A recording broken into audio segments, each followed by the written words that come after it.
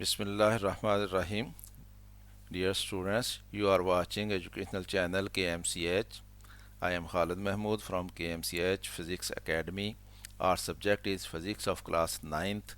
We are solving its problems. Problem Today we have to solve problem 2.4 of unit number 2, which is kinematics. Let us see the statement of problem 2.4. A tennis ball is hit vertically upward. कि एक tennis ball है, उसको हमने ऊपर की तरफ hit किया है vertically upward with velocity of 30 metre पर सेकंड। यानी उसको किस वेलोसिटी से हमने अपवर्ड उसको हिट किया है, वो वेलोसिटी है 30 मीटर पर सेकंड। इट मीन्स कि ये इनिशियल वेलोसिटी है, तो उसकी इनिशियल वेलोसिटी 30 मीटर पर सेकंड हो जाएगी। It takes 3 second to reach the highest point.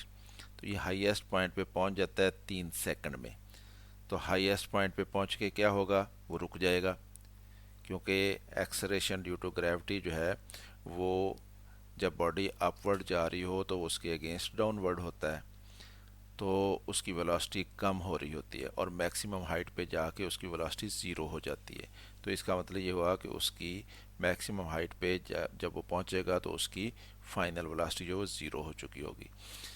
Calculate the maximum height reached by the ball. एक तो हमने ये बताना है कि वो कितनी हाइट तक जाएगा, और दूसरा हमने ये बताना how long it will take to return to ground, उसको ग्राउंड पे वापस आने में कितना टाइम लगेगा। तो गिवन डाटा हमारे पास क्या है, initial velocity upward of the ball V I 30 metre पर सेकंड है।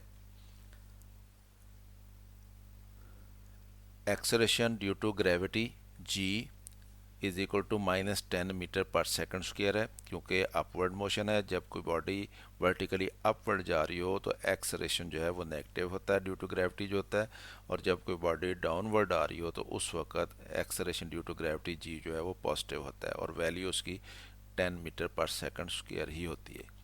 तो इसलिए क्योंकि बॉडी अपवर्ड मोशन में है, इसलिए acceleration due to gravity is equal to G is equal to -10 metre पर सेकंड स्क्वायर रखेंगे हम। Time taken for upward motion, कि कितना टाइम उसको लगा, टी वो 3 सेकंड लगे हैं इसको। Velocity of the body at maximum height क्या हो जाएगी, वी एफ वो ज़ीरो हो जाएगी जाके।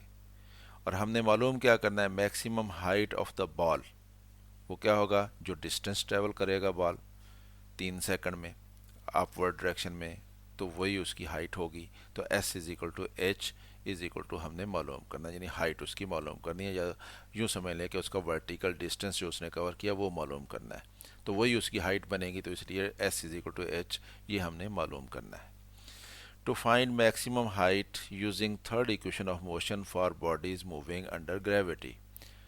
अंडर ग्रेविटी जब बॉडीज़ मूव करती हैं तो उनके लिए जो इक्वेशंस ऑफ मोशन होती हैं वो कुछ चेंज होती हैं। चेंज कैसे होती हैं कि इक्वेशंस ऑफ मोशन में जो एक्सेलरेशन होता है, अब वो क्योंकि बॉडीज़ जो हैं वो अंडर ग्रेविटी मूव कर रही होती हैं, तो इसलिए एक्सेलरेशन जो है वो एक्सेलरेशन ड्यू टू ग्रेविटी से चेंज हो जाता है, यानी एक ही जगह पे जी आ जाता है उनमें।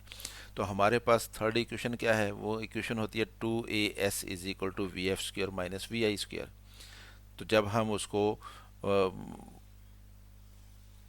ऐसी बॉडीज़ के लिए इस्तेमाल करेंगे जो कि अंडर ग्रेविटी मूव कर रही होंगी, तो फिर जो 2a की जगह पे g आ जाएगा और s की जगह पे हाइट आ जाएगी, is equal to V F square minus V I square. तो ये इक्वेशन जो है इस फॉर्म में आ जाएगी हमारे पास।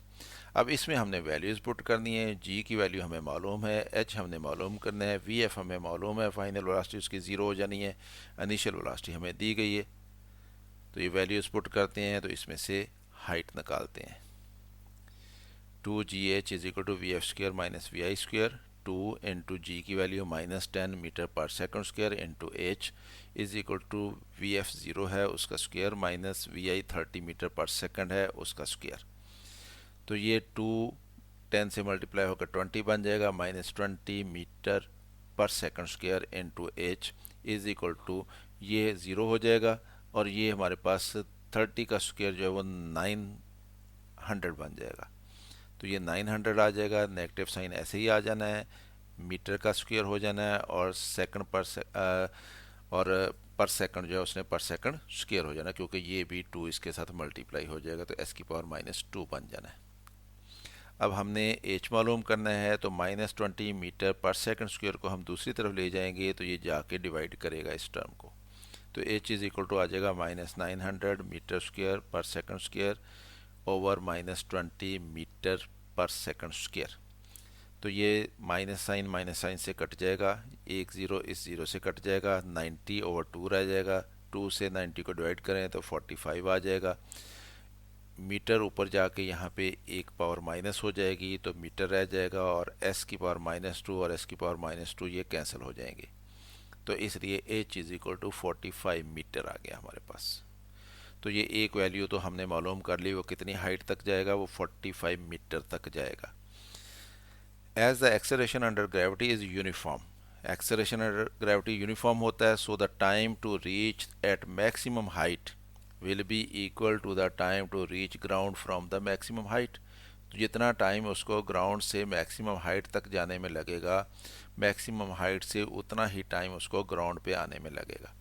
तो क्योंकि उसको अपवर्ड मोशन में 3 सेकंड लगे हैं, तो इसलिए डाउनवर्ड मोशन में भी उसको 3 ही सेकंड लगेंगे, तो इसलिए टाइम हमारा जो है वो दोनों ऐड हो जाएंगे, यानी अपवर्ड मोशन का और डाउनवर्ड मोशन का। तो total time is equal to time of upward movement plus time of downward movement. तो total time is equal to upward movement को 3 सेकंड लगे थे, डाउनवर्ड मूवमेंट को भी 3 सेकंड लगेंगे, और टोटल हो जाएगा हमारे पास 6 सेकंड। तो स्टूडेंट इस तरह से हमने रिजल्ट निकाल लिया है। Thus the ball will reach the maximum height of 45 meter, the ball will take 6 second to return to ground. तो इस तरह से हमने ये प्रॉब्लम सॉल्व कर ली। स्टूडेंट्स अगर वीडियो पसंद आई है तो इसको लाइक करें, ख़ुद भी देखें, दोस्तों को भी दावत दें। चैनल अगर सब्सक्राइब नहीं किया तो सब्सक्राइब कर लें, ताकि आपको इस तरह की मज़ीद वीडियोज़ मिलती रहें। मेरी तरफ से अल्लाह हाफिज़, शाद रहें, आबाद रहें।